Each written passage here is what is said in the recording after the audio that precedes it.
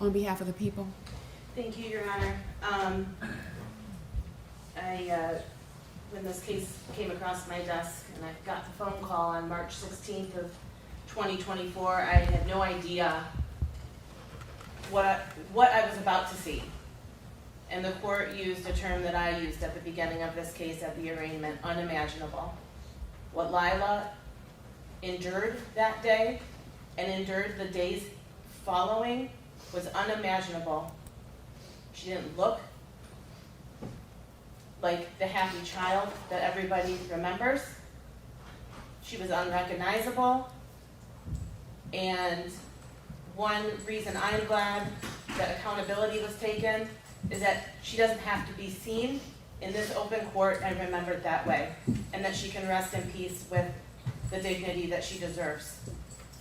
Lila would be 10 years old today, and this was a very thorough investigation. So many people were interviewed, neighbors, family members, people at the school, teachers, counselors, and all described Lila in the same way, that she was sweet, bubbly, smart, loving, goofy, funny. Those were just a few words that popped into my mind that I remember people using to describe her. And it was clear to me that this tender-aged 8-year-old girl left her mark on so many people in her short life. And I think about that day, and I think about how scared she must have been that the person she loved most in this world was brutally attacking her. And then when she was injured, and as she laid on the kitchen floor, how scared she must have been, and how confused she must have been as to why her mother was not giving her help. Why her mother, who phone records show was Googling hospitals near me, who absolutely knew Lila needed help, did not take her. That was her mother's responsibility. Why, when Lila's brain was swelling and she could no longer use the bathroom, was confused as to why is my mother putting me in diapers instead of giving me help? Why, when I can't eat anymore, is my mother going to the store and purchasing Ensure instead of taking me to get help? No one can truly imagine what she went through in those days, Judge, and she did not deserve that. At the end of the day, Ms. Duperon chose herself over her daughter. That's just the truth. She didn't want to get in trouble. She knew CPS would be coming around, and she thought that she could maybe mend her back to health on her own. But it was clear from the medical evidence that she needed immediate help, and she could have been saved on that first day. This is a sad case. This is a tragic case. It is one that I will never forget. We did reach a resolution in this matter, and we have a sentence agreement. I would ask the court to adopt the sentence agreement in this case. It is slightly above the second-degree murder guidelines, should the court add also the 15 points, which would change the guideline minimum range. It's just slightly over that. But the people believe, based on the severity of Lila's injuries, the suffering that she endured, the evidence in this case, which is compelling, that the deviation, the upward deviation is appropriate, and also to note that Ms. Duperon was facing felony murder and child abuse charges that will be dismissed as a result of the second-degree murder plea, and that carried life without parole, and the people are confident that a conviction would have came following a jury trial. So we would ask the court to adopt that sentence agreement, and thank you, Your Honor.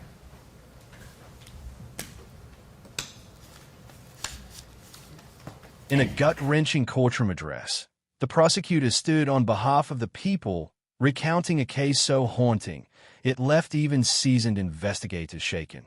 She described the unimaginable suffering of 8-year-old Lila, who went from a bubbly, joyful child to unrecognizable after enduring brutal abuse, allegedly at the hands of her own mother. The prosecutor painted a harrowing picture, a child pleading for help, confused, alone, and ultimately betrayed by the one person who should have protected her. With powerful words, she reminded the court of Laya's dignity and the accountability now being pursued, noting that while felony murder charges were dropped in favor of a second-degree plea, justice still had to reflect the horror endured. She urged the court to uphold the sentencing agreement, calling the upward deviation necessary given the evidence and severity. It was a moment of raw truth, a final plea not just for justice, but for memory, mercy, and meaning in a child's tragic death. On behalf of Ms. Duperon.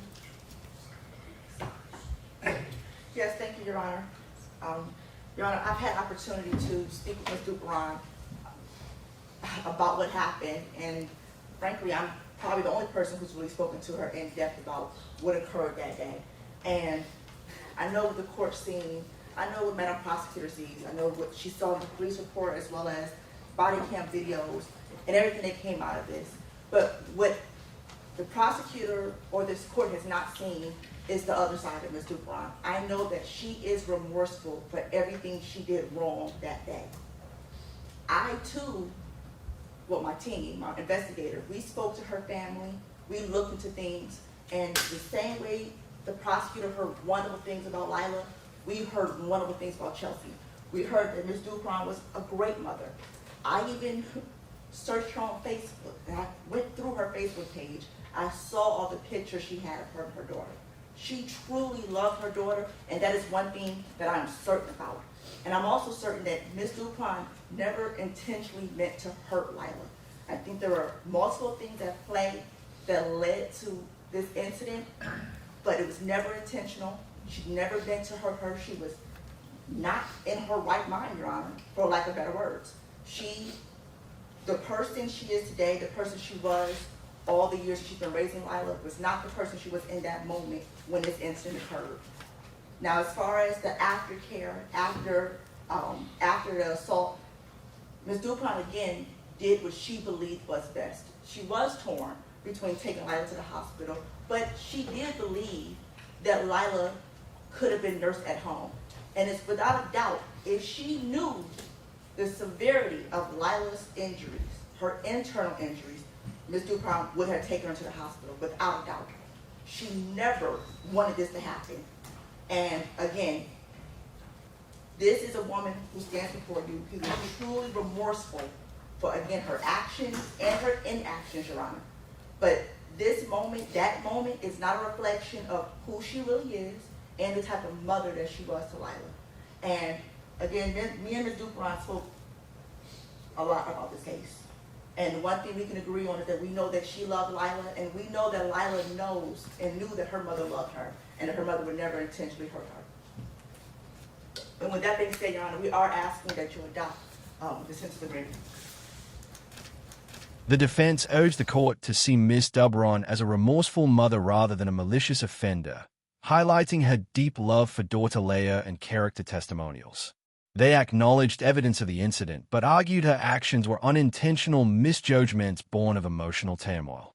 Citing family support and her past as a caring parent, they asked the judge to weigh her intent and remorse in approving the sentencing agreement.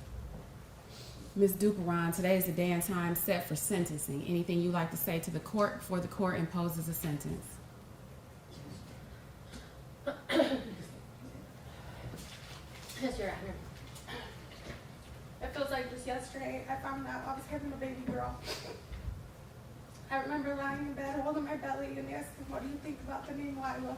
And I felt two little kicks in response to me right then as I cried happy tears that my new best friend's name was Lila.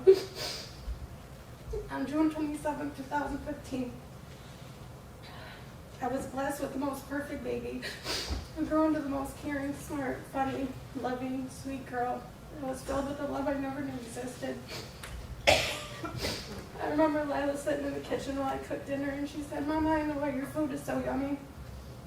I said, oh yeah, why is that? And she told me, because you make it with love. I miss hearing her little sleepy voice first thing in the morning, telling me how much she loves me, and her daily reminders that I'm the best mama. I couldn't have asked for a more perfect daughter. Layla was so pure and so sweet, always so happy and loving. She never failed to amaze me. I'll never forget when we decided it was time to take off her training wheels. I was so nervous, but she wasn't. She hopped right on her bike and immediately took off. She was a pro on the first try. I couldn't believe it. I loved watching Garfield and SpongeBob. She loved our Kit Kat and our dog Sheba. But most of all, she loved her family and friends. Her most favorite memories were definitely with cousins, Nana, Papa, Aunt Uni, and Bug. I will never understand why this tragedy has become our reality. Such a devastating loss to the most beautiful life. Rest in peace, baby girl. Until we meet again, I love you always and forever.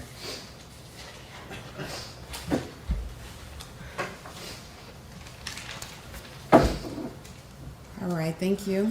At her sentencing, Miss Dupron gave an emotional statement reflecting on her deep love for her daughter Leia. She shared cherished memories of their bond, from naming her before birth to everyday moments filled with joy, laughter, and affection.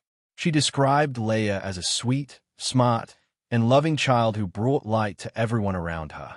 Miss Dupron expressed her heartbreak over the tragic loss and said she will never understand how such a tragedy became their reality. She ended with a tearful farewell, saying she will love Leia forever.